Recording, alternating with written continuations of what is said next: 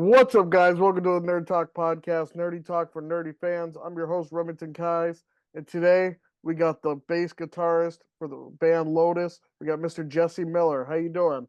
I'm pretty good. You guys were just recently in my area at the Big E. Oh yeah, I'd never been there before for that. I don't know what you call it, a fair or something. Yeah, it was. Yeah. Did you get some time to walk around and stuff before your performance? Yeah, just a little bit. I took a cruise around and saw all the crazy food they were frying and Right. some They of had the state houses. they had fried Kool-Aid there.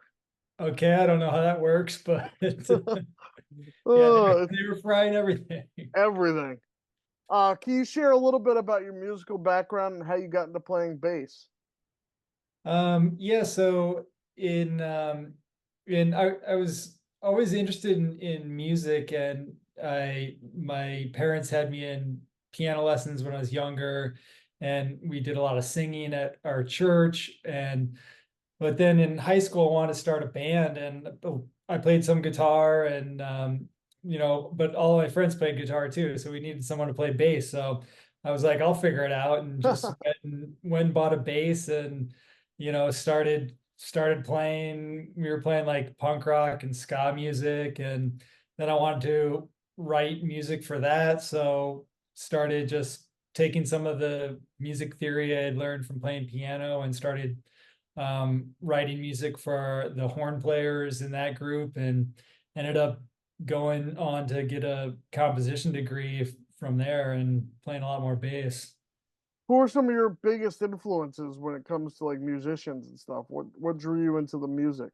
I would say more composers than bass players, honestly. Just like early on, some of the kind of jazz funk, especially like Herbie Hancock, like Headhunters era was influential, and then a lot of electronic producers later on, and trying to especially with Lotus, kind of figuring out how to take some of these electronic styles and apply them to a band. And but I just noticed like a lot of crossover between electronic music and some of the more like classical minimalist music I was listening to. So all those kind of things, saw a lot of intersections.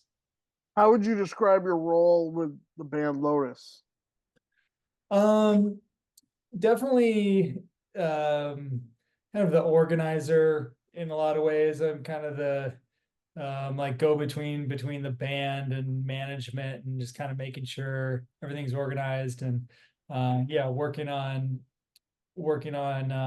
compositions, and just yeah, trying to give everybody the tools to do their best work while I'm hopefully also doing my best work.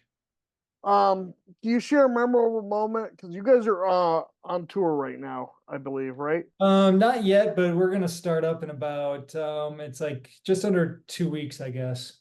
Do you got like a memorable moment playing with your band that you'd like to share? Oh, I mean, so many. We've been a band for I guess probably close to 25 years Wow. now. But yeah, we've done everything from, I think, like six different trips to Japan. We've played Red Rocks 15 times, have done, festivals all over the country. I don't know. Yeah, it's hard to pick one. There's definitely a lot of moments over the years.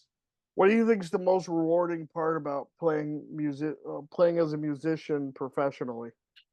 For me, it's writing. I feel like writing is the really the way I like am most artistically expressing myself.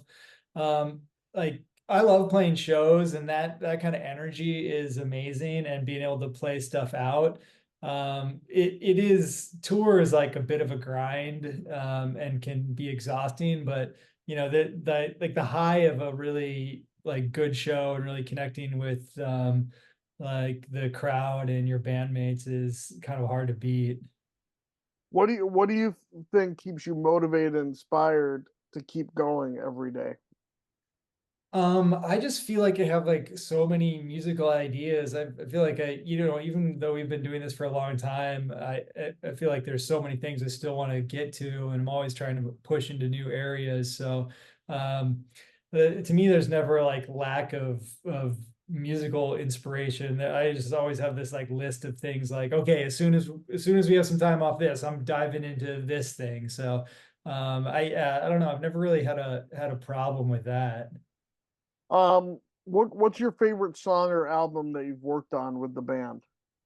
I mean, I gotta say the one we just put out, maybe that's always the answer, the newest thing, but I really like how our latest album, How to Dream in Color, came out, and it's I think it's a really I think it's a really good representation of how the band straddles these lines between being a rock band and having these electronic influences, and I think we like did lean into some of the electronic stuff even more than the past in some ways on this record, while still really representing the band as a rock band.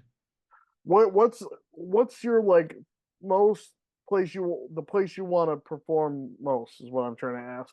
Like venue. Yeah, like where do you guys like see where would you like let me ask this again. Where would you guys ideally like to play as like an ideal like venue? Like what's the goal there? I mean, spots that we've never played before, and maybe it's unrealistic, but Hollywood Bowl is up there for me. Oh yeah, great sound acoustics there. Yeah, I mean, like Red Rock's always amazing. But yeah, have never done Hollywood Bowl, have never done the Gorge. I've never even been to the Gorge, but I've heard that's awesome. Um, so yeah, those are two that stand out. But yeah, Hollywood Bowl, I've been there for shows a few times, and it's just pretty magical place. So that would be an amazing spot to play. Do you have any go-to techniques or effects when you that you love using on the bass? Um, I don't know. My thing is like I play with a pick, and I just want the bass to be like, when I play bass, I want to like, I have a lot of synth stuff and do that too. So when I play the bass, I really want it to just like sound like a bass and be like very clear and rhythmic. So it's not necessarily like extended techniques or anything like that. I just want to be like the like foundation of and the groove of what ever group whatever I'm playing, and just really like hold it down, and pick the spots to be melodic. But yeah, I don't know. I don't think it's necessarily like specific techniques, other than just this like, yeah, this like clear bass sound that drives the groove. And I got a final question for you. What advice would you give to aspiring bass players or musicians? You gotta do it for the music. It's this I wouldn't set like necessarily professional goals. It's like it's a very tough industry, but music is very rewarding whether you're making a living for it or not. So I feel like your goals should be more musical rather than professional, and that will help you be more fulfilled. Or I want you to plug your social media, you know? Yeah, so I would say Instagram is the spot where we're most active. So that's it's just Lotus Instagram is the handle. Facebook too. We don't really do much TikTok, but we do a decent amount on YouTube. We're always putting up live videos and like kind of behind the scenes gear videos there. That's a shame because TikTok has a better algorithm than YouTube.